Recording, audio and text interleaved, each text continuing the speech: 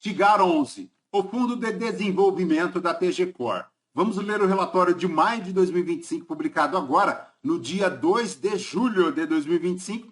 Bem atrasado o relatório. Vamos continuar o acompanhamento do fundo aqui no canal. Este será o tema do nosso vídeo de hoje. Ele tem um patrimônio líquido total na casa de 2 bilhões 640 milhões, a cota patrimonial a R$ 112,10, a última distribuição R$ 1 por cota, 156 mil cotistas, uma liquidez média na B3 de R$ 4 milhões 750 mil reais, um retorno total no mês de 1,23%, 207 ativos presentes em 20 estados, 108 municípios. Na data que eu gravo aqui com vocês, o Tigar 11 cota na B3 a R$ 92,00, fazendo um P sobre VP de 0,82, uma variação negativa nos últimos 12 meses de 11,72%.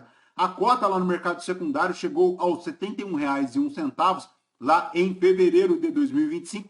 Desde então buscou uma recuperação já chegando aos 92, mas ainda bem longe daqueles R$ 107,00 de setembro de 2024. Como comentamos, a última distribuição, R$ 1 por cota, será paga agora no dia 14 de julho de 2025, fazendo um yield mensal de 1,08, anual de 14,01%. E se o cotista tivesse investido em Tigar 11 mil reais há 2 anos, teria perdido dinheiro, R$ 991,90, já considerando o reinvestimento dos dividendos.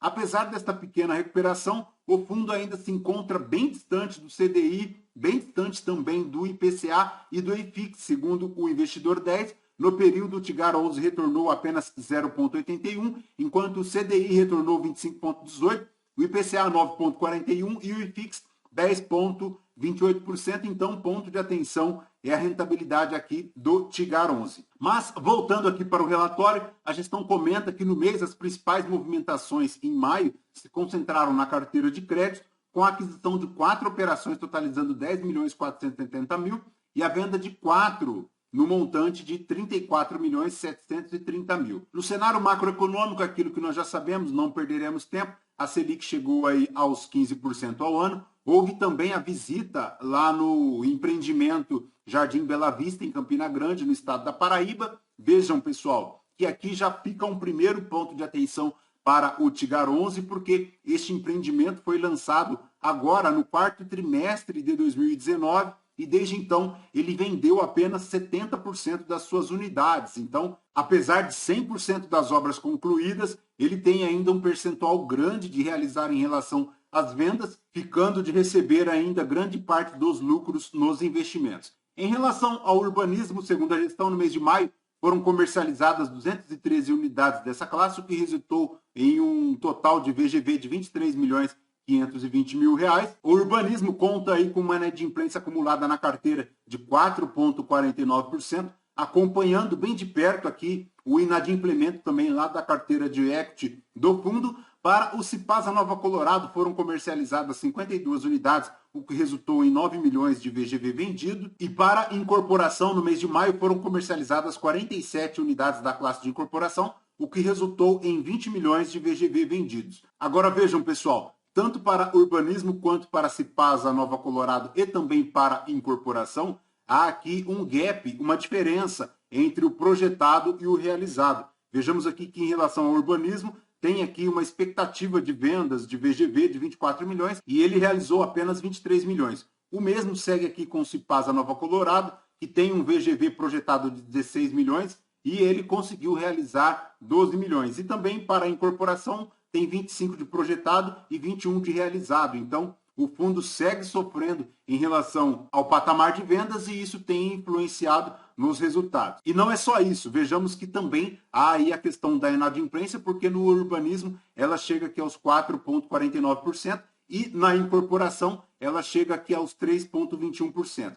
Para a multipropriedade, foram comercializadas 158 frações de empreendimento, o que resultou no VGV de 8 milhões 890 mil reais, ficando lá no projetado de 11 milhões e o realizado na casa aí de 9 milhões. Na inadimplência da multipropriedade, segue aqui com o maior índice de 5,49. Em relação ao crédito, foi realizada a venda de 4 operações de crédito, totalizando 34 milhões 730 mil reais. Foram adquiridas 4 operações já presentes aqui no portfólio do fundo, totalizando um investimento de 10 milhões 470 mil reais. a uma taxa média ponderada de IPCA mais 13,95% ao ano e CDI mais 4,17% ao ano. Já pela rentabilidade aqui do fundo, apresentou uma variação positiva de 1,23%, a cota no fechamento margeando a casa dos R$90, enquanto a cota patrimonial chegou lá aos R$112,10, um valor patrimonial de 2.642 milhões. No histórico de rentabilidade, ele dá essa pequena recuperação chegando a 1,23%, no ano totalizando 8,18%. Em relação ao retorno acumulado da cota no mercado, vejamos aqui, enquanto o CDI retornou 85%, a cota de mercado ajustada, aqui considerando a variação no mercado secundário e a distribuição de rendimentos, chegando a 106%, enquanto o IPCA rendeu 48% e o IFIX 82%. No retorno acumulado, a cota patrimonial chega aqui aos 141%, enquanto o CDI 85% e o IPCA 48%.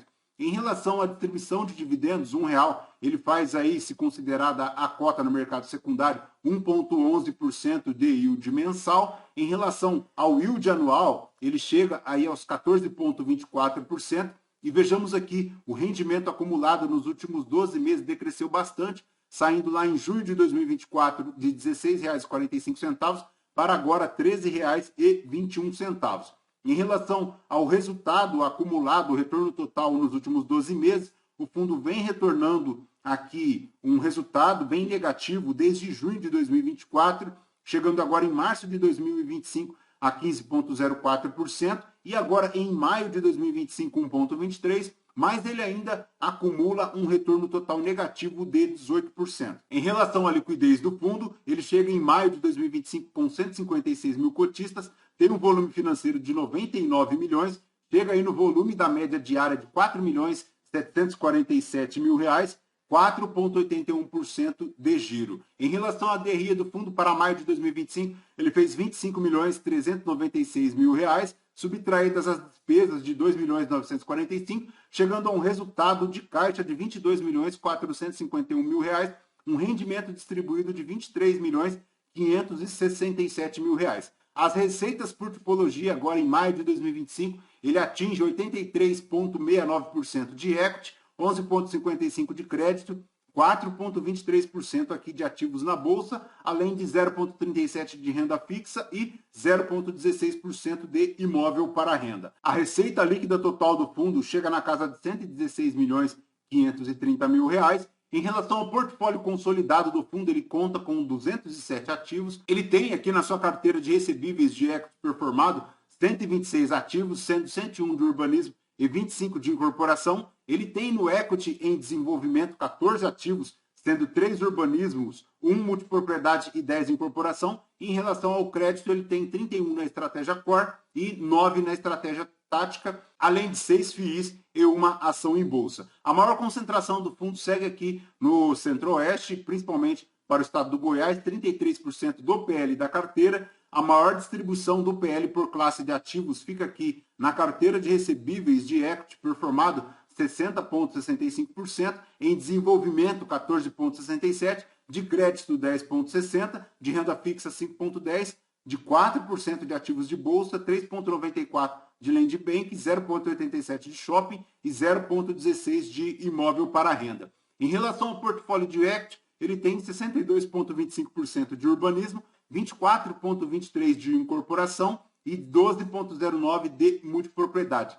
Ele conta no portfólio de equity com a taxa interna de retorno real de 15,03% ao ano mais inflação, 92% aqui de obras, 73% de vendas, formando um valor patrimonial da carteira vendida a receber de R$2.400.000.000. Nesta carteira aqui de equity, ele tem a maior exposição para urbanismo, formando R$1.841.000.000 de resultado esperado, mas a atenção fica aqui para a multipropriedade, porque ela é a que apresenta o menor índice de vendas, chegando a apenas 58%, enquanto o urbanismo atinge 77%. Então, estes números confirmam aqueles números em relação à inadimplência do fundo, para a multipropriedade, ficando a maior parte da atenção aqui do Tigar 11, porque ele tem uma taxa interna real ao mês de 1,54, é bem alta, a maior de todos os segmentos aqui do portfólio do equity, mas por outro lado, ele tem uma maior dificuldade aqui em relação às vendas, chegando a apenas